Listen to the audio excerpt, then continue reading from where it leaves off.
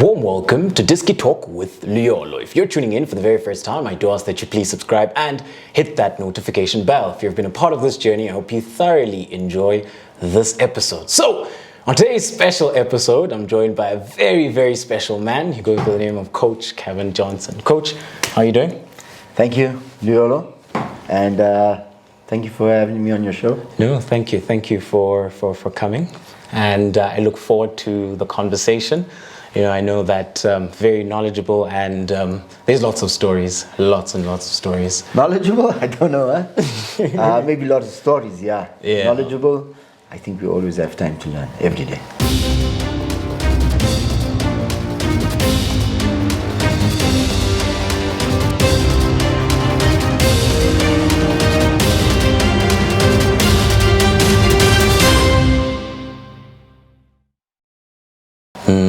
So, Coach, where it all started, BESMONT Chelsea.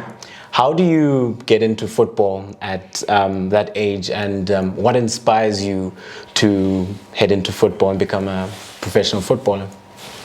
Yo, look, I've been playing football since 5 years old. Yeah, it's normal for any boy, I think, at a young age to play football in the streets, because that was the cheapest sport that was going around, and didn't need much, just needed your bare feet, a ball, and a street. Yeah.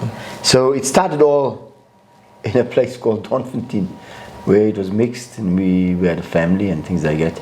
And then they moved us to, in this apartheid movements, they moved us to a place called Westbury, and that's where maybe you can say it really started.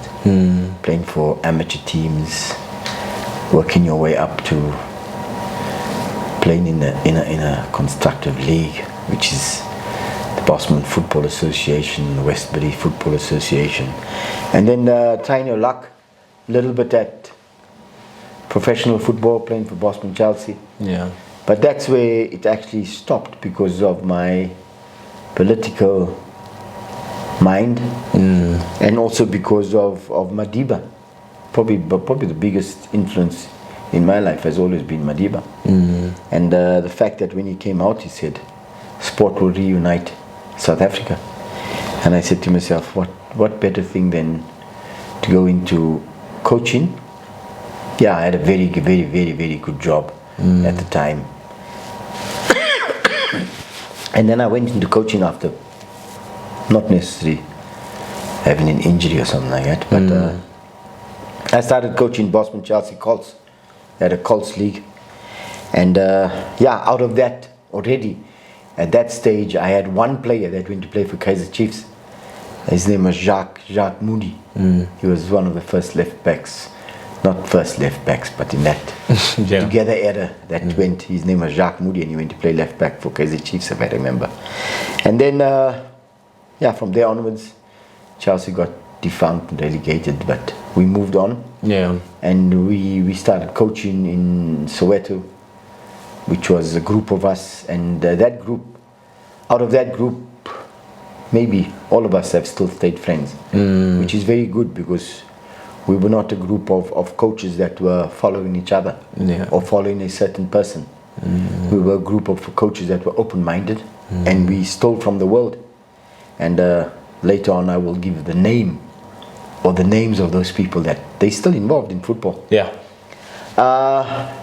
From there, we started the Transnet training centers with Neil Tovey. And then it became so big and so successful. Those clinics we used to run in the different provinces. We said to Neil, let's open up a school. And we opened up the School of Excellence. And that was very successful. And in that School of Excellence, we had people that I can still remember, or people that are still my friends for life. Farouk Khan, Zunaid Mal, Manla Mazibuko, Sipho Dlanga, he was part of that. Dan Malisela was part of that as well. But for me, the most important one has always been my friend, Simon Mbata. He's now at Sundowns, but we've stayed friends for life. And from the School of Excellence, yeah, we went to Ajax Cape Town, myself. Ajax Cape Town, went to Sundowns as the head of youth. Also won the league with Sundowns, just a little bit. But going back, Ajax Cape Town, I travelled. Yeah. I travelled the ladder there, if I may say it, as a coach, then as the head scout, as the head of youth, and also the head of the PSL team for a little bit. But from there onwards to Sundowns, like I say, Sundowns head of youth, assistant to Gordon Ingerson, won the league. Yeah. On there went to Platinum Stars with Miguel Gamondi, which is also still my friend for life. And at Platinum Stars, the one thing that stands out besides my going back and forth was that we were the first team to beat Ahly in 50 years from the SADC region. Yeah. And the best thing was they talk about the golden generation at Ahly, which was Abu Treka, Wael Goma, etc.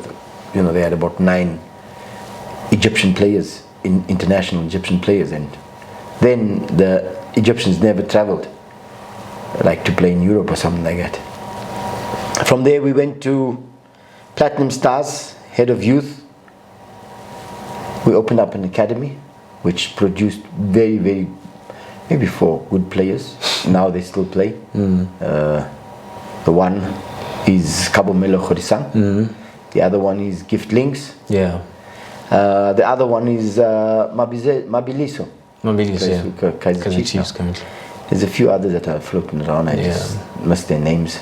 But yeah, from there we went to coach the first team. Ended up second to Kaizer Chiefs. Kaizer Chiefs beat us with 1 point. Yeah. And then I went to SUPERSPORT. SUPERSPORT, yeah, a good run for who they were, what they were, and yeah, we didn't get what we wanted. We left, and we went back to Platinum Stars, where they won 2 trophies. They won I think it was the Telkom and the MTN8. Yeah. Yeah. From there, where do we go to from Platinum Stars? You then go to AMAZULU. I'm thinking, yeah. Oh, yes. And then we get an opportunity to go and work for what I thought, or what I still think, is probably, if run in the right mind, in the right space, it's probably the biggest team in South Africa. Only because of the history and because of the name. My opinion. There's nobody else in the world that can call themselves AMAZULU. But AMAZULU. And that for me is very important, and that was one of my reasons why I went there. Because you have AMAZULU and you have Zulu Nation that is probably 4.5 or 5 million people in KZN. And they all support AMAZULU if you get them on the right track. And that was my vision. But there, yeah, it went very well in the first season, even though we got docked 6 points, which for me was out of my hands. I didn't know about those things. So just bit of information. After 6 or 7 games, we were, I think, number 5 on the log. And then comes the dock points, and then number last on the log. And, you know, the mentality and the whole preparation after that for the players was very, very, very, very difficult. But we get over that, and we end up in a good space, not in the top 8. We miss out the top 8 by 1 point, I think. But we don't miss out. We actually play very good football. And even after that, when you look at the Benny era at AMAZULU, most of those players played for me as well. So we built something, and we were proud that we developed something that would go forward. Cut a long story short, we asked to leave AMAZULU, and we at home for a little bit. And then we get a call. I'm going to have to mention this, but it's a short call. It's a very short call. We get a call to go to Black Leopards, and we decide let's take this project on because it's 6 months since last we had a job, and we take this bull by the horns, thinking that we know what's going on, and we call some of the few people that have been there before, and we sort of say, tell us what's going on, what type of institution am I going into? And say, you got to go and try. I can't tell you. You know what I'm saying? Like, the person who gives me that information is the man that was there before, because he was very successful there. Yeah. But in saying that, I go there and it's a complete mess. Because of the players not being in a certain frame of mind, the facilities that you use and things like that. We call it quits after. Yeah. Not long. I think a month we call it quits and we depart. And we suffer a setback as a country. I think we go into lockdown. Yeah. For 9 months. And those are difficult times being at home as a coach. It's very difficult times. You don't know whether to scratch your head or whatever, but it's not that bad in the first few months because everybody's in lockdown. Everybody's at home. Yeah. It's not like I'm at home by myself. Everybody's at home. You know what I'm saying? Even you were at home that time. And I was in the streets. were you in the streets? I'm joking. Okay. We were in lockdown, and then time goes by, and Ahly, I get a call from Pitso Mosimane. He's looking for an assistant, and we go there, and like I said, over many interviews, being a football person, I've been stealing from the rest of the world for many years. And when Ali calls, you don't ask what, you say, okay, I'll be there, because it's just the experience. The experience to work with one of the biggest clubs in the world, and to understand the infrastructure and to understand where they come from. It's a lot. It's a major experience that I've had at Ahly.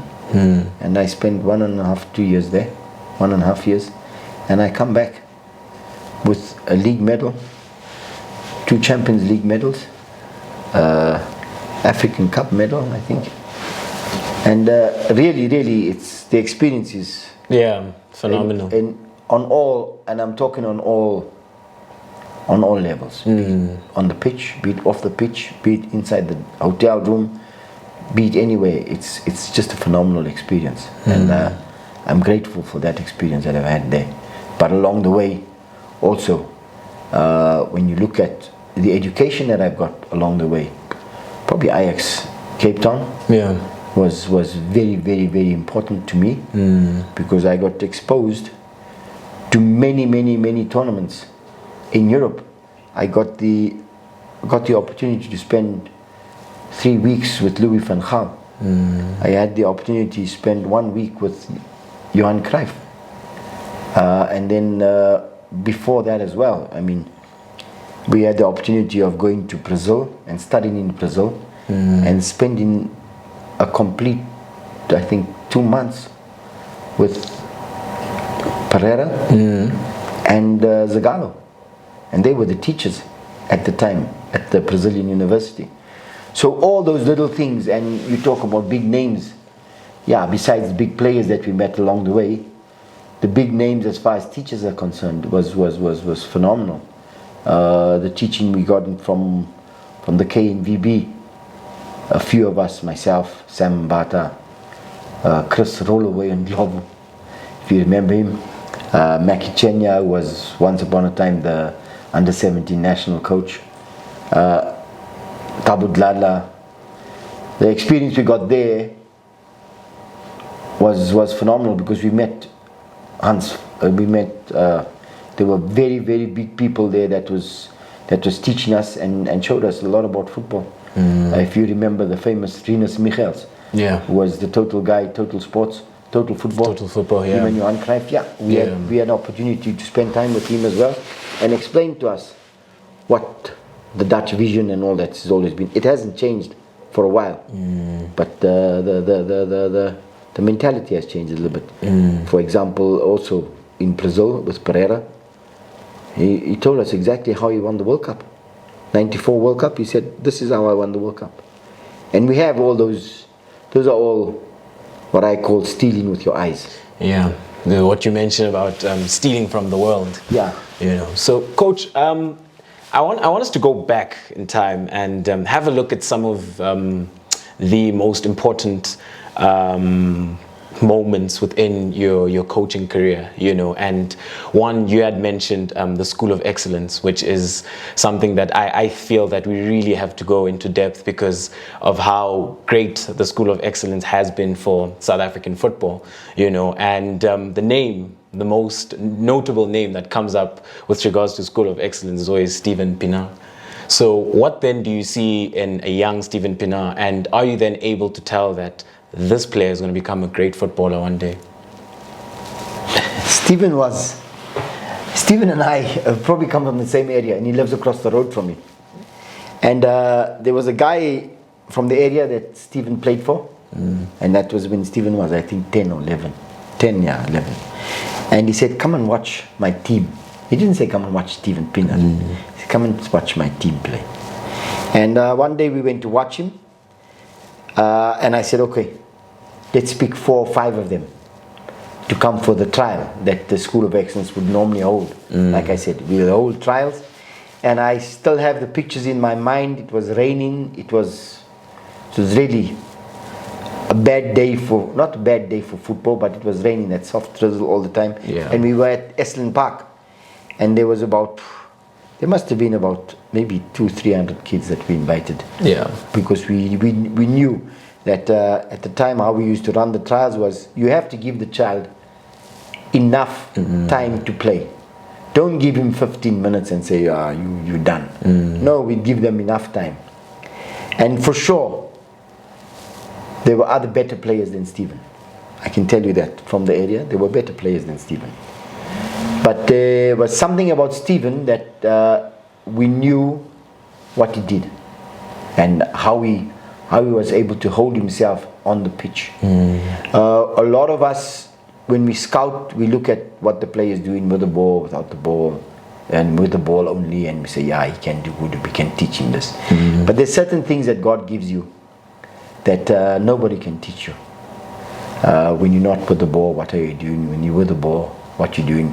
When you got the ball, who you're passing to? When you don't have the ball, where you run into? And Steven had those little bit of qualities that was above the rest. And we said, yes, bring him in. And we brought him in. And again, it's not me for Steven Pienaar, it's us for Steven Pienaar. I happen to be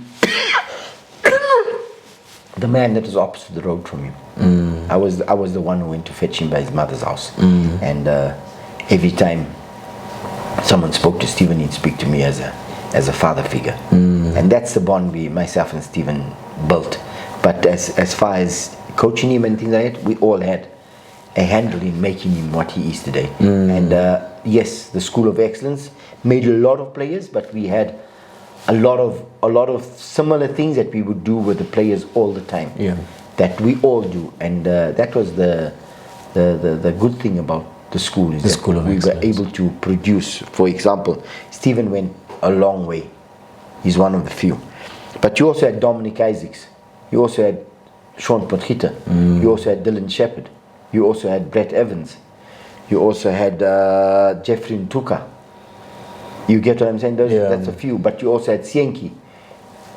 If I remember well, SUPERSPORT did also what Ajax Cape Town done. SUPERSPORT took 5 or 6 of our players and they made the first team. In fact, when Pizzo started coaching SUPERSPORT United, he started coaching with the core coming from the School of Excellence. School of Excellence, yeah. It's the same like Ajax Cape Town. Ajax Cape Town had a core that came from the School of Excellence. Yeah. So those are the things that for me is stand out for the school. And when you mentioned that, because if you look at, like you've mentioned, you've touched on the history, and even I personally, when I was still playing in under 14s and I was playing for Tux, and we'd play against School of Excellence, these guys were just always, their game intelligence was different. How they moved off the ball, it was different, and how they were so comfortable on the ball, and their technical ability as well. What was some of the training sessions like? Because I always felt that School of Excellence players were just cut from a different cloth. The biggest thing that we had there, we never played 11v11. We never practiced 11v11. Because the bottom line is football is not about 11v11. On the pitch, yes, there's 11 players. Yeah. But where the ball is, it's always 3v3, 4v4, 1v2, 2v3. You understand what I'm saying? Whether you're in possession or out possession. Yeah. But on the pitch, where the ball is, there's always 3 players. There cannot be 11 players around that ball. Yeah. Because then it will look like an under 6. You understand? Yeah. So our training sessions, and this is going back to 1994, 1992. We never ever practiced 11v11 unless we were playing a game. But all our practice sessions, and this was a norm amongst us, all our practice sessions was never 11v11. Anybody who practiced 11v11, the other coaches would always, why you practice 11v11? But at the same time, we never had those amount of players in our teams that allowed us to practice 11v11. So 11v11 was completely out of the box. And a lot of people in the modern day football are playing small-sided games. Yeah. Small-sided games is probably the biggest thing, and the Dutch have been doing it for 40 years. Now it's become a modern. They say it's a modern game. It's not the modern game. It's how you structure. Yeah. It's been happening, and that's why you say when you were at Tux, that's why the School of Excellence will always look like they were a cut above the rest. Yeah, quality. So what then, you go from the School of Excellence, and actually one of the most iconic figures, a legend, and one of the greatest personalities within South African football, may his soul rest in peace, Coach Ted Dimitri. What was the experience like with regards to working with him and learning from him?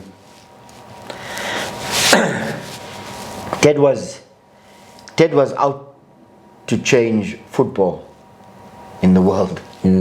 But he came with a good intention into South Africa, and may his soul rest in peace. We learned a lot from Ted. I cannot say we didn't learn from Ted, because he was always watching. He was always making sure that we don't play 11v11, because he was like the technical director at the school in one moment.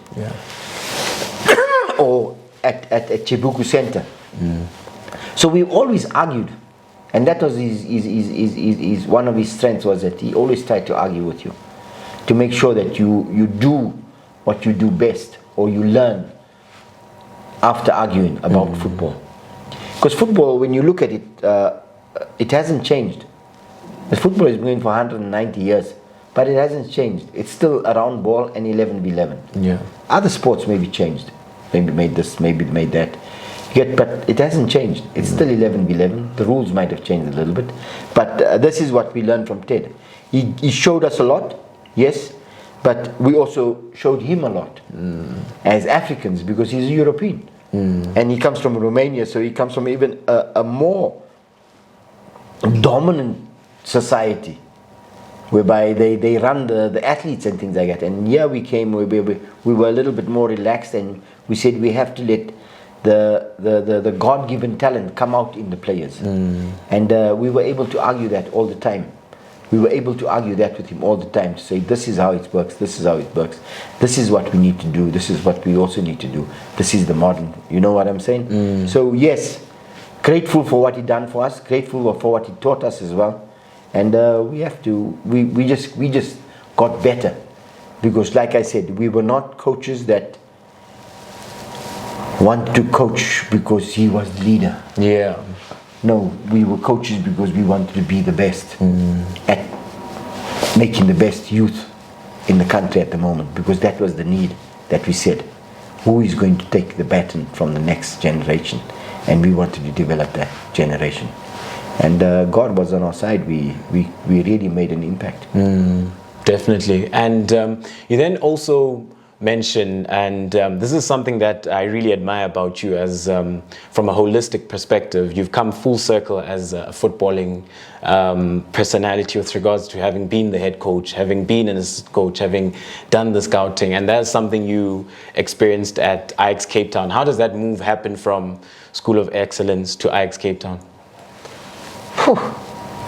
I think it was because a lot of the players that they took at the time were probably from my crop of players, or the group that I coached at the time, or the group that I was, somehow responsible for.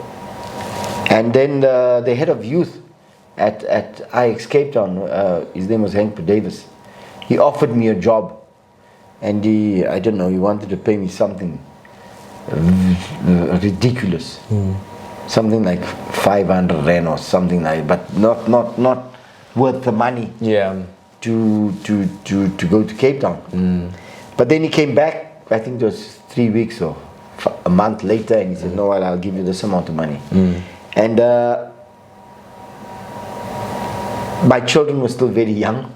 They were, I think the twins were 8 years old, and the baby was only a year old, and my wife was just finishing her studies. And I said, what do you think of what was the prospects of let's move to Cape Town? And she said, yeah, let's go. We didn't know a soul in Cape Town. We packed up and we went to live in Cape Town for 7 years. Yeah. But that was after Hank gave me a better deal, and John Comitas was the head of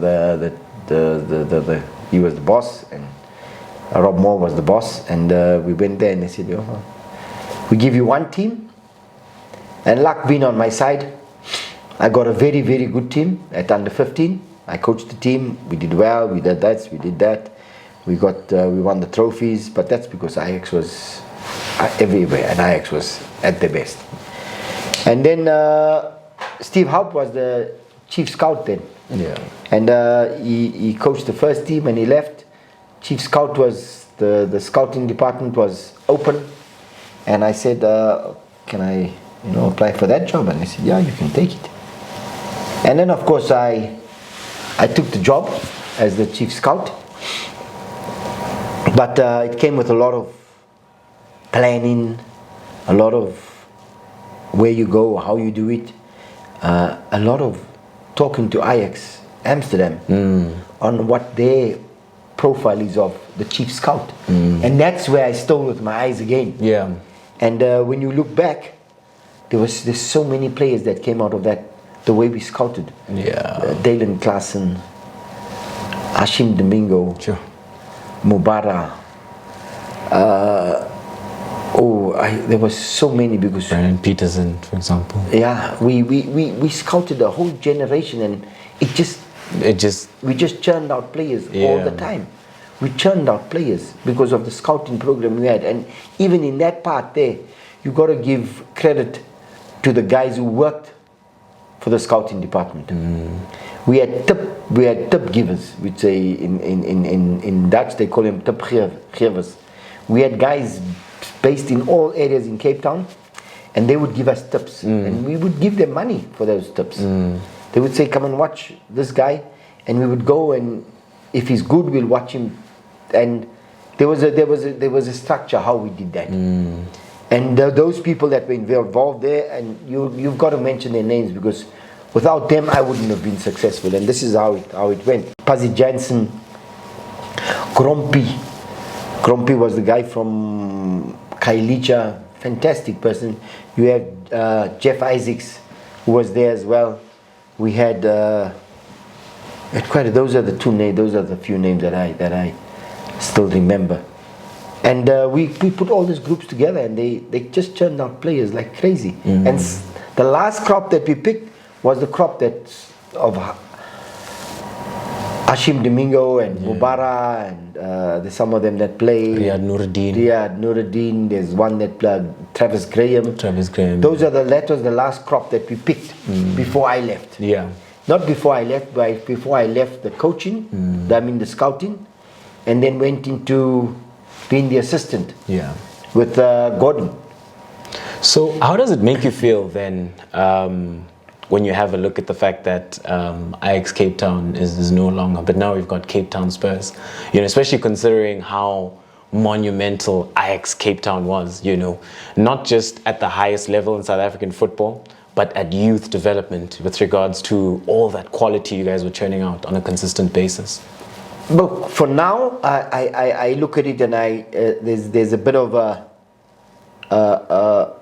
guys, it couldn't have happened that we were so good. I mean, you had Foppe de Haan there, you had what's his name, Van Gaal or Van something before then. You had Rob McDonald. We had good play. We had good people. You had Edmund Klaus, good people working there that maintained the standard, and you expected it to remain there for years to come. And now you find yourself in the NFD and you're not producing. You've got to remember that when you bring something new, everybody's going to flock. But once they get used to it, and you are not treating them the right way, they're going to disappear, because now they're all going to Cape Town Spurs. I mean, Cape Town City. Cape Town City, yeah. You've got Cape Town City, you've got Stellenbosch. You've got Santos. There's other people that are doing things the right way, or not the right way, maybe a little bit better. Okay. So the good players are not coming to you anymore. You've got to go and look for them, and you've got to make it more better for them to come to your club. So and that's the competition that you've got to steal from Europe, because the best players, there's so many players in Spain, but they all want to go to Barcelona. Yeah. Why? Because Barcelona is the catalyst. There's best players in Europe, in Amsterdam, but where do they all want to go into Holland? They want to play for Ajax Amsterdam, because they're the best. There's good players in Egypt, but they all want to play for Ahly, because they maintain the standard. And that is what you need to do. So for me, it's a bit of a sour pill to swallow now, when I see where Cape Town Spurs has ended up, and not really dominating the first division to come out, but actually struggling to come out.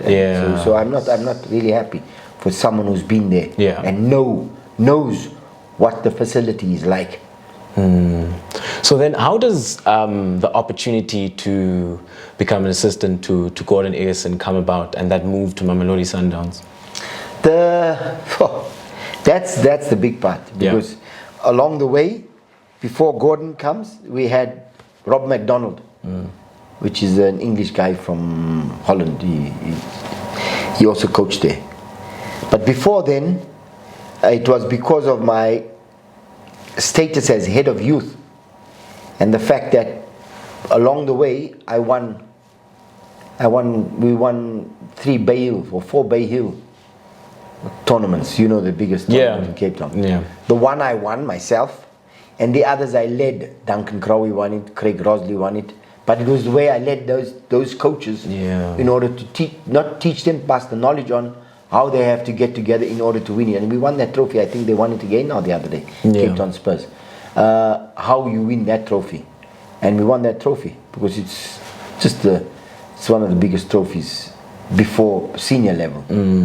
And then it was Rob McDonald and John Lathan that were the head and the assistant coach. And then Rob left, and they asked me to come in, and I think John Lathan said no, he doesn't want to be the head coach. Can I do it? And I said, yeah, okay, let's go for it. All I had to do was save Ajax Cape Town from relegation. We saved that. And then they brought in Gordon. We worked together for, I think, the 1 season. And because of my relationship with Neil Tovey, going back to the School of Excellence, Neil was the head of youth at Mamelodi Sundowns, if you remember. And I had left Ajax, and he phoned me and said, "Do you want to become the head of youth here?" I said, "Neil, I can come back home." That was 7 years, I can come back home. I said, "Can you make it happen?" He said, "Yeah." Make it happen. I said, "Yeah, okay, it's about time we came back home." Because then my kids were just on to going to high school, and the little one was starting school, and my wife had finished the studies. She had a good practice in Cape Town. We were going to decide what's going to happen, and we said, "Let's go home then." I said, "Okay, let's go home." Cape Town was beautiful. One thing about Cape Town, it was beautiful. We came back, head of youth, Ajax, Sundowns.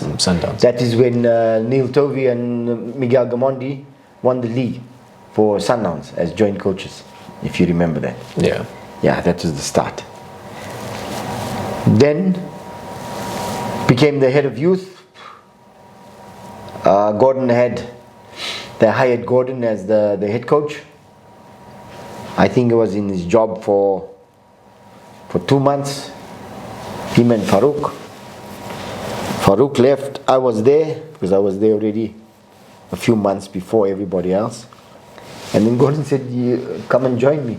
I said, "Hey Gordon, I've just set him up, but it's life. Do something," because I was used to it at Ajax Cape Town. So I became the assistant coach, and what a crop of players at Sundowns that won the league that time. I have to mention that. What a crop of players: Michael Manzini, Godfrey Sapula, Torrealba, Acuna, Dylan Shepherd. So do you remember? May his soul rest in peace. Oscar Mtagai, Benson Mhlongo. What a team! What a team! Brian Beloy, Cavin, what a team! Do you remember how you guys set up? They played 4-4-2. So if I remember, it was Brian or Cavin. In goals. Right back. You had right back as Vuyo Mere, Michael Manzini, sometimes Benson Mhlongo, Oscar Mtagai. And then in the midfield, what was the approach in midfield? In the approach in the midfield, we played 4-4-2. You had Torrealba and Sapula playing like that. Like that. You would have, this would be Dylan Shepherd sometimes. This would be Acuna and Surprise Moriri. Okay. And then you would have Brent Carlson. A lot of times we do it like that. These two would change sometimes, a lot of the time, and this one would change. Michael was always involved. Mainstay, Michael was always involved. Sapula was always involved. Surprise would change sometimes. Surprise would play there. Godfrey would play, But this would change also sometimes. Dylan would be out, and there was another player who would play there. Brenty would play. Vuyo would always be involved. Vuyo was one of the store and Oscar Mtagai. Oh, magic. I hope wherever he's seen, he's laughing at me and saying, "Coach, you are telling me." But that was and we had Acuna would come in as well, as a foreigner. Acuna, he would also be there, and it would be out. But that's how we normally played, 4-4-2. And Gordon would always like to play with wingers as well, so we had the wingers in Dylan Shepherd and Brenty. Brenty would play. We also had Tyron Arendse who would come in sometimes and be involved. Who else was a notable player? Benson. I'm thinking there was a player here in the midfield. Oh, sorry, I'm cutting him out completely, and I shouldn't. Esdom Niandora. He was probably the strongest there. As a defensive midfielder. Sometimes it would be like that. Oh, so a three-man midfield in a sense. Yes. And one sitting midfielder. You know what I'm saying? But Yeah. most of the time, Ezra would be here. Yeah. That was the biggest one. And then, of course, you had Torrealba who scored the goals for us all the time. Yeah. So we'd sometimes play with 2 10s, just like that, Yeah. with wingers. One holding midfielder. Yeah. But these would always come back. They'd always come back, and these would always come back and form the 4. You know what I'm saying? Yeah, 4-4-2. But most of the time it would be like that and like that. And sometimes, if it did happen, they would overlap. Yeah. These would come inside like normal. So you'd always get a good attacking team. Yeah. And they were very good. Sorry, attacking team. Yeah. But that was the team that I can remember. Yeah. And what makes Surprise Muriri such a special player? You know, because he's one of those players that I look at and think he always seems as if he's playing at his own pace and he's always got time on the ball. What do you make of his qualities as a player? The big thing about Surprise was his composure on the ball for me. And his first touch. Yeah. His first touch was next to nothing, and his ability to find the pockets of space, like they say nowadays, the pockets. Half space, Half basically. spaces, yeah, you know what I'm saying? Yeah.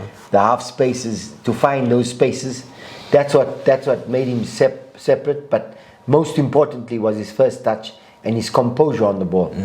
And a lot of players, when you look at them, their first touch is always, their eyes are always on the ball. Yeah. Surprise, eyes were never on the ball.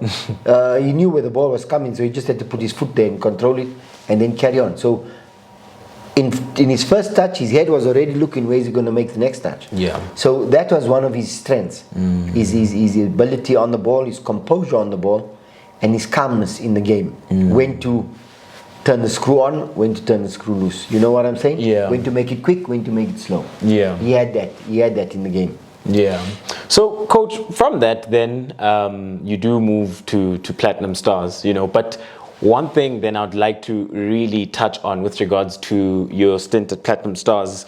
Well, there was a couple of stints, but the 2012-2013 season, where then you finished second, just 1 point behind Kaizer Chiefs. What was special about that team and those group of players? If I put it in a nutshell, and I start from the top, then I can tell you we had probably the best facility in the country. That's what made us different. But at the same time, I had players in the change room who were willing to lead the team and make the team better all the time. And it was not Cavin Johnson. None of this, what we talk about, was Cavin Johnson. It was me showing people what they do and them going out and doing better. And when I look at it, I start from my... If you phone them now, they'll tell you that was the best team I've worked with. And they'll tell you it was because I was able to do my thing in conjunction with the head, how we wanted to do it. Yeah. And I'm not talking from a medical point of view. Yeah. I'm talking from a fitness point of view.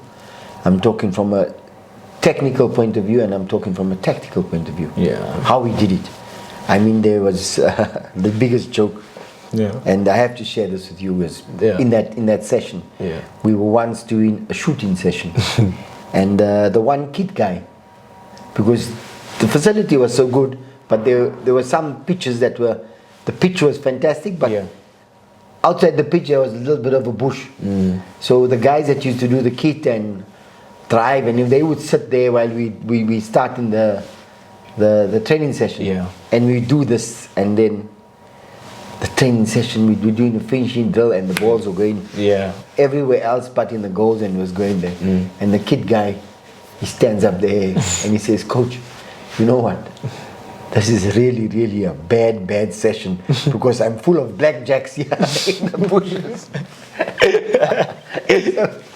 We still share the joke. And that was it. But like I say, from the top, when I talk about facility, the Royal Bafokeng was excellent to us. But the players, if I look at it, we had My goalkeeper, Ponjani. Right, Ponjani was here. Yeah. My left back was Luvo Wetu Mpeta. My centre backs, oh man, Benson was one Yeah. for a while, and the one next to Benson was, I can't. Okay, Let's go to right back. We'll get back to your centre back. Vuyo Mere. Yeah. Do you let's just go into Vuyo Mere a bit. It seems as if throughout your coaching career, you'd often find yourself in a situation where you have the privilege of working with Vuyo Mere. What relationship do you guys share, especially considering that you've worked together at multiple clubs? I think it was just a matter of him being there when I came along. Yeah. And the fact that Vuyo also spent a lot of time in Cape Town with Hellenic. Yeah, Hellenic. And when Vuyo told me the story, he says, coach, you know what, I came for trials at the School of Excellence and you rejected me. So I went to Hellenic. I said, oh, so I'm sorry. But he's always been a good player, a good person to rely on, someone who can follow instructions, someone who plays the game with his heart and not for money. But you can see that's why he's still playing now. Yeah, I had probably one of the best in Robert Ngambi. Quality player. Fantastic player. What a human being.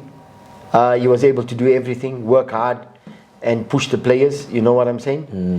Next to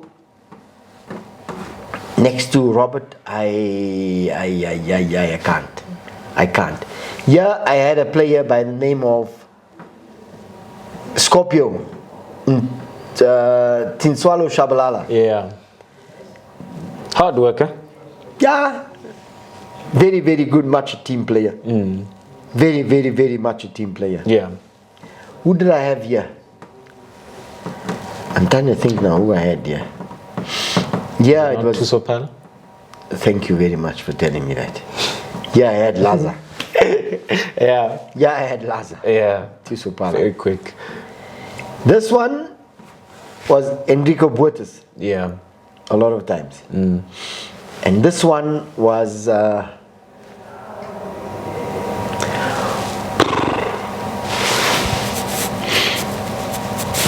who was he now? Ngel? Tsotso played? Tsotso played, yeah. Off the left. He played, yeah, also sometimes. Tsotso played, yeah, a lot. But he used to share this with Zongo. Yeah. Masibu Sisu Zongo. Yeah. Swallow. Yeah. You're right. Ngeli used to play here quite often. Yeah. Also played, but there was a lot of players that came in, came out, youngsters. You know, like Kodisang came here. Yeah. Gift came here. There was a boy named Katlejo Kune. He came here. Very, very, very good. I thought he was going to make it. They never got a chance. Yeah. He scored the goal for us in the CAF Champions League that made us go through to the next round, and he was magic. He was fantastic. Trying to figure out this guy here. I had Robert and I had Solimate. Yeah, I remember him. I had Solimate and Robert Ngambi. Those are the main players. And he would also get forward and also chip in with goals. With the goals? All the time. Robert would always be late. Yeah. He'd always come in late. There was one time when Zongo was on the pitch. Yeah. He crossed the ball and Robert Ngambi scored the ball, yeah. Yeah. He would always make our life a lot easier, Enrico. He had so much energy, so much will for the game, and he could score goals. He could score goals, not fancy goals, but he scored goals. Yeah. He had the tenacity to score goals. Yeah. One of the best foreign imports I think we had in South Africa at the time. And then moving on to SuperSport United, when you do get the call, what is going through your head with regards to where they were prior to appointing you, because of obviously the success and the trophies they had won? Do you then feel like I can replicate that or take them to the next level? And what was the call like from Stan Matthews? Look, it was a very inviting call. Come and take my team. I want to go to the next level. I haven't been there for a while. All I've been is in the top 8. You know, SuperSport had never been out of the top 8. And we want to do it. I see you done it at Platinum Stars. Is it possible? And when I look at the team, maybe I was out of sight. Because I didn't know the dynamics of the team. Sometimes they say the grass is not always greener on the other side. And I knew my team that I was leaving, what it was like and the facility we had and things like that. I should have looked at that, but in saying that, it's not a mistake. It's a go and try to see what happens. And we had good players at SuperSport. Take nothing away. Yeah. I mean, they were very, very good players at SuperSport. You had the likes of Ronald Williams, you had Michael Morton, you had Bevan Fransman, you had Tusopala, you had Manyama. Who else did we have? I was a young boy by the name of Monet. Now you gave an opportunity. Was good, yeah. We had Kermit Erasmus as well. Moninel was very good. He was supposed to go places. I don't know what happened to him. Why he didn't do that. He was this was the team that actually beat Manchester City. Manchester City, yeah. And then the same year, Manchester City won the league. With Pellegrini. Because I remember you brought Moninel on. In the last 15 minutes, he changed the game. It's a beautiful reverse pass that he plays. To Kermit Erasmus to score the goal. Yes. Yeah, we had Shamikh Totti as well, which was going through lots of stages in his life. But he played for me. He played a little bit. Who else did we have? Right back, left back. Left back we had what's his name? He comes from Durban. I know he comes from Durban.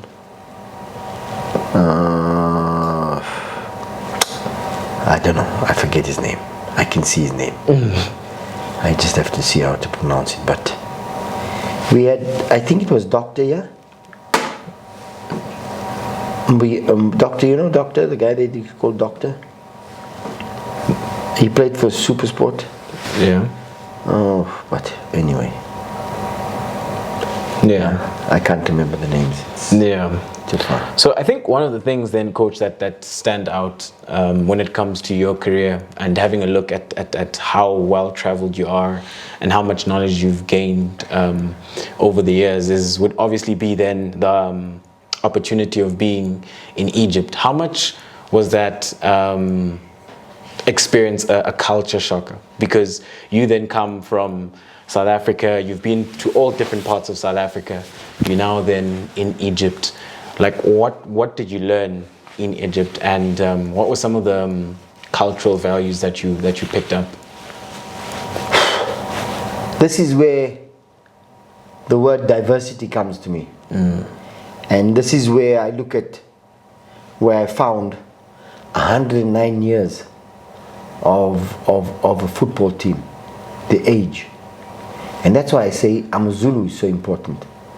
AMAZULU is the oldest team, 85 years or 90 years by now.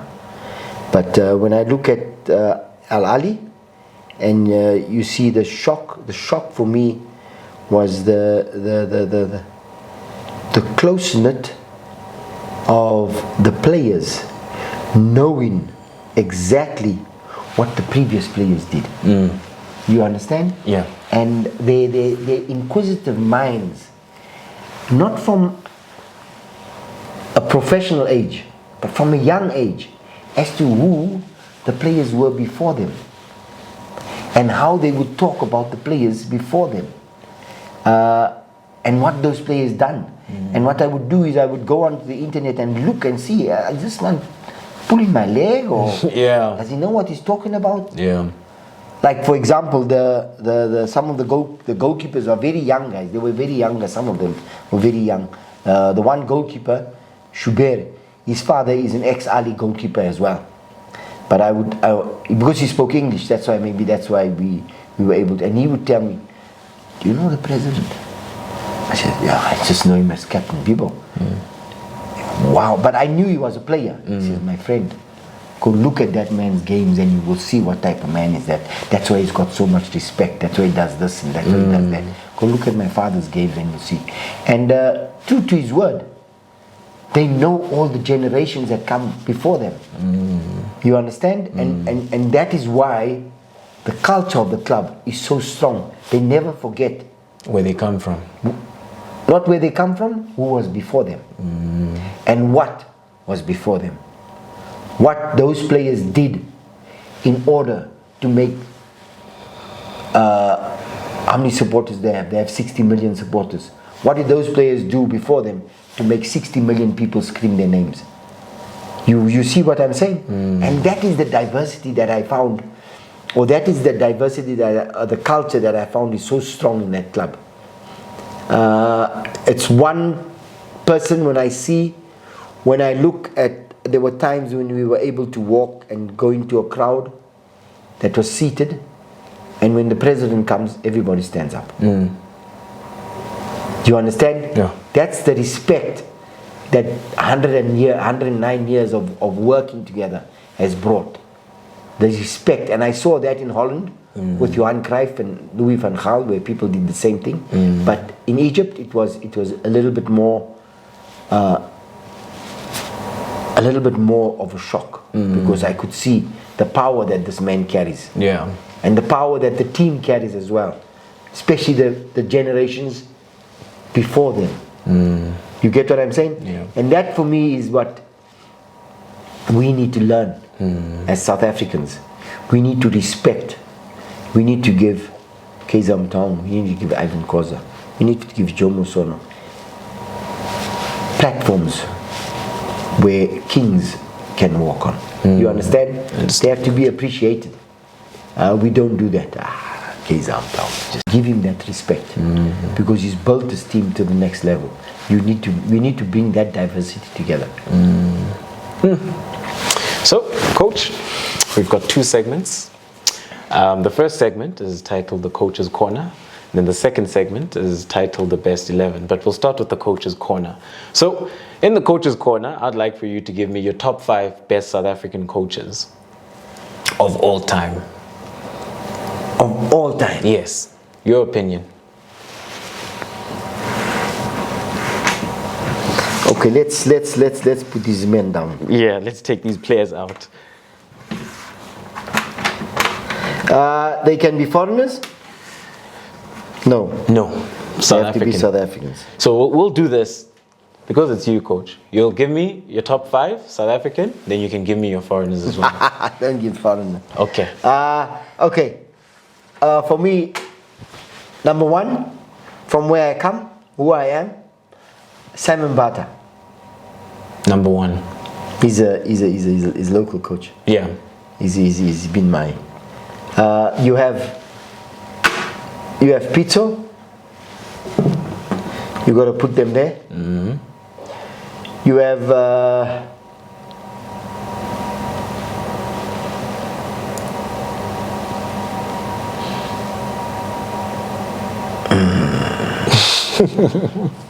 I gotta think. You've given me something now that I gotta think about. Who's done this, who's done that, and it's, for me, it's not about trophies. It's about what you've done and how you've done that. Yeah.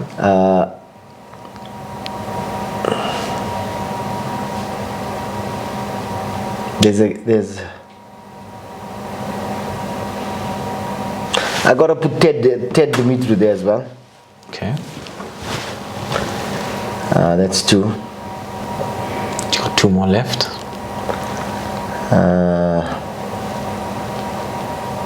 For different reasons, for different way of playing the game and bringing a different mentality. I think I've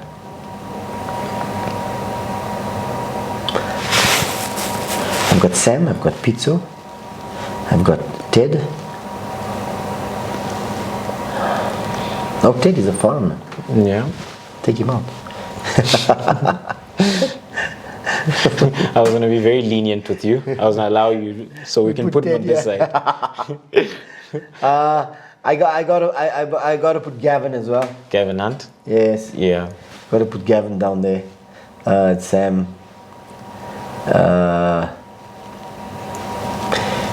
But he has never coached in the PSL. Never coached in the PSL.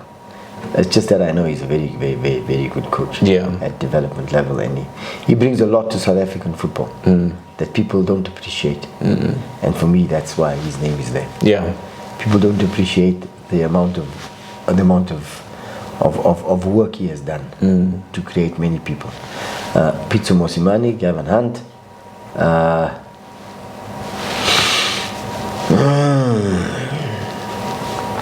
trying to see where we have. Who you can put at number 4? We have to have number 4. He is number 4 and number 5. I've got many in my head.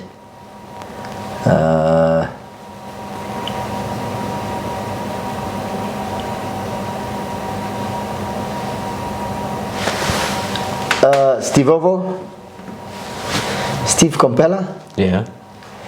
And then I've got a young man that worked with me that I know he does a good job and he can go far.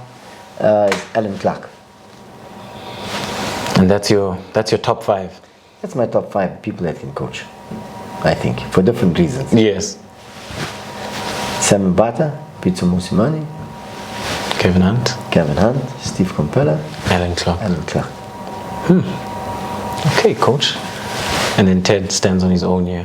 On his own. On his own. Yeah. Yeah. Yeah. So with how the game has developed, we're now seeing it becoming more prevalent with regards to co-coaches. But you did touch on it earlier on in the episode that it did happen in years before. What is your take on co-coachings? I personally don't enjoy the co-coaching thing. Yeah. Because I do believe that someone has to lead the team. How you lead the team is the problem. Whereas co-coaches, you always get one pulling this way or one pulling that way. I believe that can happen. So for me, it's just, if you're the boss, make someone else the boss. You understand what I'm saying? And don't employ co-coaches, because co-coaches is when the going gets tough, who gets the blame? Who takes the blame? Because we have to, if in the corporate world, the CEO gets the blame. When things don't work out well, the CEO must take the brunt, and he has to come up with questions, and he has to come up with answers as to why the second assistant didn't do the job properly. You know what I'm saying? Whereas you have co-coaches, a lot of times when things don't go well, then you see someone shies away, or this one shies away, or that one doesn't talk. It's always easy to talk when things are rosy. The difficult part is when things are not rosy. Now you need to stand up, and a lot of times when that's been happening, you find the person that's been talking, or he was talking a lot, or he was co-coach, now he was all of a sudden he's not there anymore. It's quiet. So he's gone into hiding and say, no, you know what? I was told long ago I'm the co-coach, but the speaker will be X. So why aren't you taking the stand now? No, X doesn't want to. You get what I'm saying? I understand, coach. There's those things. So for me, it's always, co-coaches. We can be co-coaches on the field. Yeah. But when it means to lead the team and to make public announcements and things like that, I will be the only one. Yeah. We won't be you say, I say, you say, I say. No. We can't mislead people like that. You see what I'm saying? So then it's because in the world we're living in. Yeah. The world we're living in is very social. And it's very, how could I put it, media orientated. So I tell you something, when I look on the games, and like I said earlier on, it's still with the eyes, the guy that sits next to Pep Guardiola, have you seen how influential he is? Very influential. But have you ever seen him speak about the team? Never. Thank you. You've answered my question. You understand? I understand, coach. And that's exactly what I talk about. When you see his demeanor, sometimes it's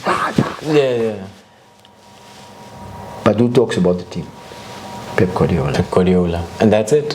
That's it. The guy that worked with Marcelo Bielsa, Yeah. the same. Yeah. The guy that works with Jurgen Klopp, Yeah. is the same. You see the demeanor next to the bench and on the bench is similar to that of a head coach. Yeah. It's similar.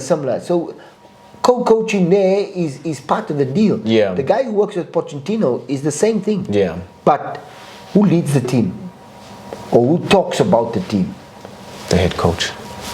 Not necessarily the head coach, but the person who has been put in charge to do those things. Yeah. Not 1 week me, 1 week you. It's hot. You 5, I go 5. Yeah. 1 down, you go. Yeah. You understand what I'm saying? Yeah. Those are, because then the for me, it's all about the consistency and the information that you feed in the public. Yeah. That's what it boils down to. So, Coach, the last segment. I can't let you go without this one. This one is my favorite. Really? This one is titled The Best 11. So, I want the best 11 players you've coached. It can be all across the board. All across the board. Doesn't matter at which stage of your life, but the best 11. I need a formation and I need your captain. So, let's go, Coach. Who's your goalkeeper?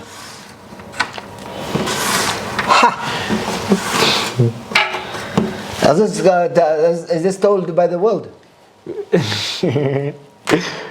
Okay, if I think, and I think properly, Yeah.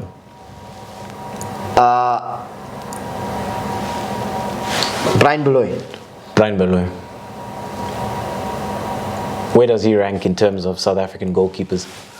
Now I think he would be good. Spider-Man is really very, very, very good. Yeah. In a lot of things, character-wise, football-wise, handling-wise, Yeah. he was very good. I think he was one of the better players that we know of.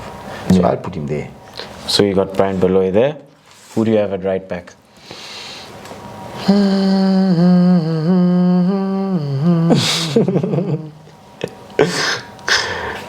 Vuyo? Yeah. Will.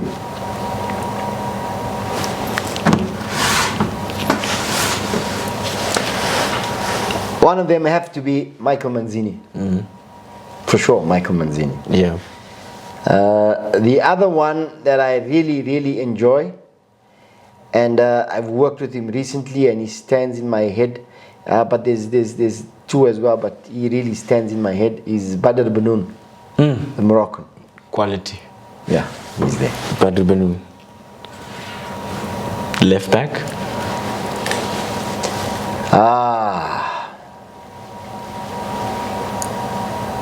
I've got many. There's a lot. I've got Ali Malou. Quality. I've got Oscar Ntagai. I've got Luvo Mbeta. I've got Sbu Mabiliso.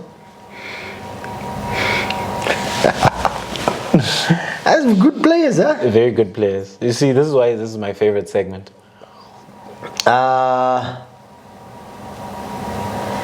I've coached, young and old.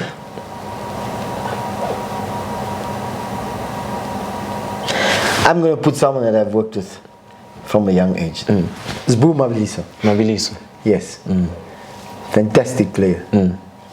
Great. Yeah. I believe he can go far. Yeah. Okay, what do I play? I like to play 4-2-3-1. Yes.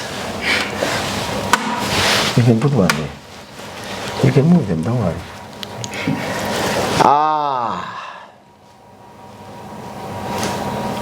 Those two, yeah.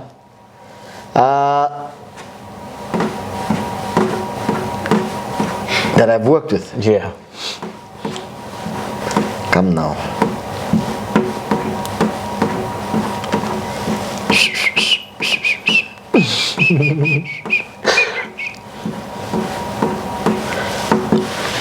The one that I really like is Suleya.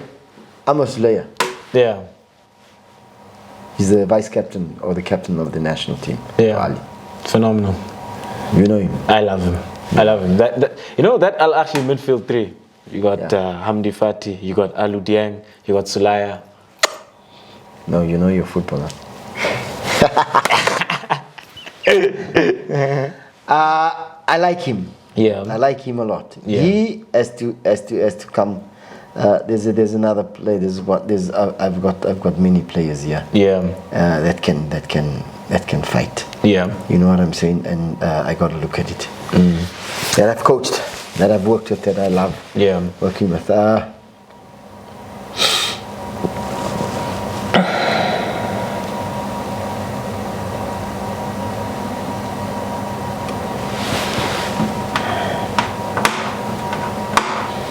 Steven Pienaar. Off the right hand side. Yeah. What do you think is his best position? Steven? As a 10. Yeah. But he can play. Yeah, and he can look to drift in. Yes. I'm going to go there. I'm not going there. I left out there. Yeah. On the left, can play.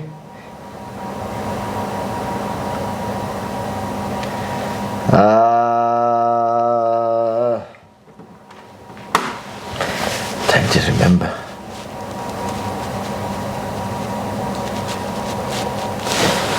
Dylan Shepherd. So left hand side, Dylan Shepherd. Yeah. Yeah. Steven. Yeah.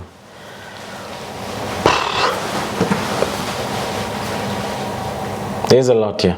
Too many. So many. Good surprise. You want to leave it and go to a striker, then you'll come back here? The striker as well. Okay. I got an out-and-out striker. We can score goals. I got two of them. Yeah. Sharif and Henrico Botes. Yeah.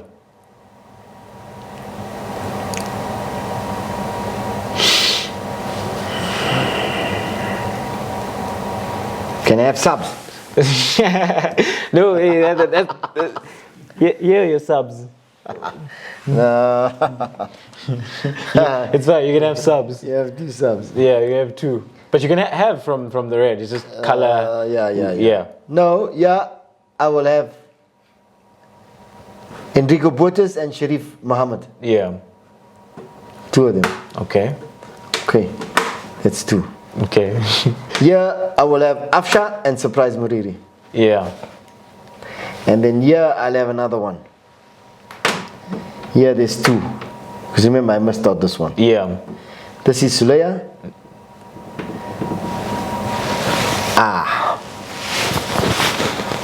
I have to have, there's two, I know Dieng can be one and Robert Ngambi can be the other one. Yeah.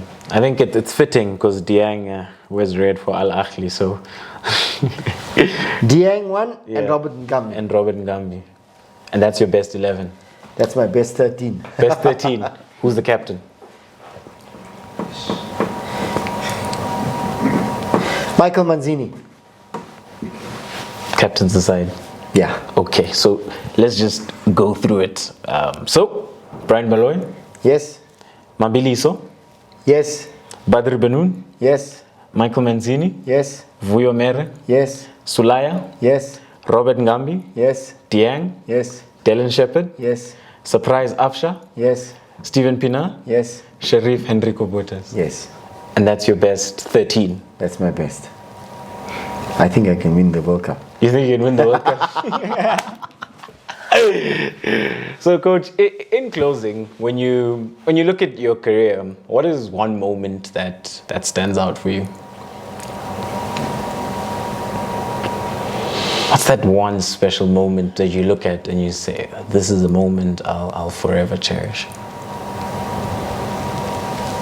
Is the moment as a young coach, we won is the moment that we were allowed to meet Nelson Mandela because of sport. Mm-hmm. And it's a combination of a lot of things.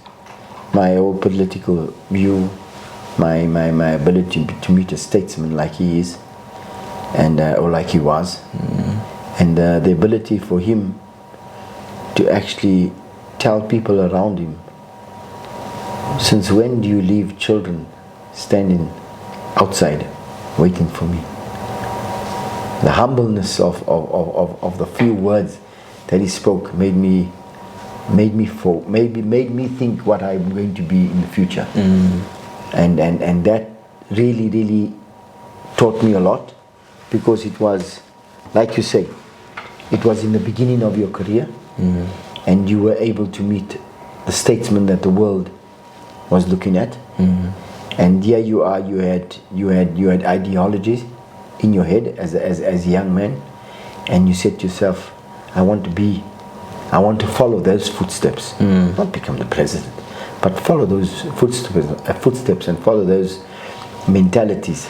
And early on we were able to do that, and that has always been part of my growing up, if I may say, into the coaching world, because no one knew me, no one knew the children that we were coaching, but he made sure everybody, after that meeting with him, everybody knew who we were and who he was. You understand what I'm saying?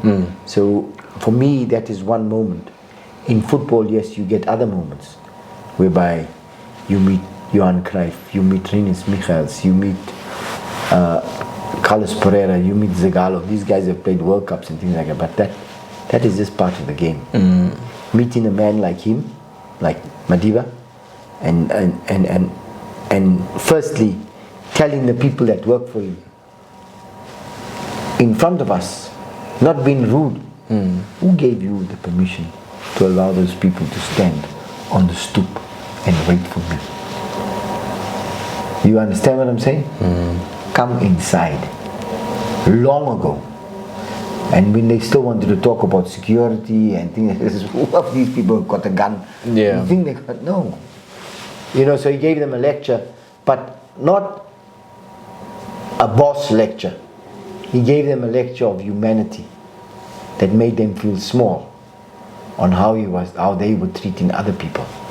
And that for me was important, because as I grew older, I always knew, don't disrespect people for who they are or for what you think you see.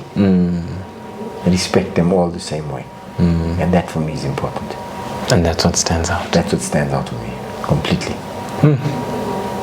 So, Coach, going into next season, are you in Africa or DSTV Premiership or overseas? We don't know, eh? Football can take us to many different parts of the world. I pray that the football gods are on my side, and we're able to get something better, or something with a lot more structure involved in it, or something with, if it's something that people want to build, then that's a space where we'd like to be. If it's somewhere where we want to be results driven, then I'd like the people who employ you to say, you know what, this is what we want. I'd like that to happen to me in the next round, where people will be honest and don't butter me up just to put me on the bench. You know, the best coach, this, that is going to bring the results. No. It's time in my career where I need people to say, I've got a 5-year plan. Here's 4-year contract. Develop it like this. This is where you have to be. This is where you don't have to be. If you're not here, you know you're going to go. If you're here, then let's do it together. And we're building.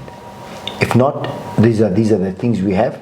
We need the results. Why? Because if we don't get the results now, we don't get a sponsor. X, Y, and Z. So you know exactly how to run the players, or how to run whatever. You have an adaptation phase where you can actually adapt to those things, and you can understand. So we've learned a lot. We've come a long way in life. So the next thing is that. But the biggest thing for me is to try and start a place for the next generation. I think we don't have enough next generation players coming through. I'm trying to find the next Lucas Radebe, and we don't have them anywhere in the PSL. And I'm only saying this because there's nobody that's been able to emanate Lucas Radebe. Yes, Steven's done it, Dylan's done it, Brett's done it, you know what I'm saying? But I want to find that chief. I want to find that chief that comes along, and he has to have the character, he has to have the discipline, he has to have a lot. And when I look at Lucas and I say to myself, in my current Bafana team, I don't have a Lucas Khadebe. I don't have a Neil Tovi. And they are, what, 2 decades ago retired? We don't have those players. There's no consistency when we talk generation to the next generation. You understand what I'm saying? I understand. And I think we need to develop generation to the next generation of players. Players who look behind them and say, those people were before me. They're not going to be better than me. Yeah. Going forward, I have to be better than them. That's what I'm looking at. So, thank you very much, Coach, for coming through, and I thoroughly enjoyed this, and there's a lot of pearls of wisdom, and I hope everybody at home enjoyed this. And if you did, please do subscribe, hit that notification bell, like, comment, and share the link as well. Ladies and gentlemen, thank you very much for tuning in to yet another special episode of Diski Talk with Luyolo. Signing out.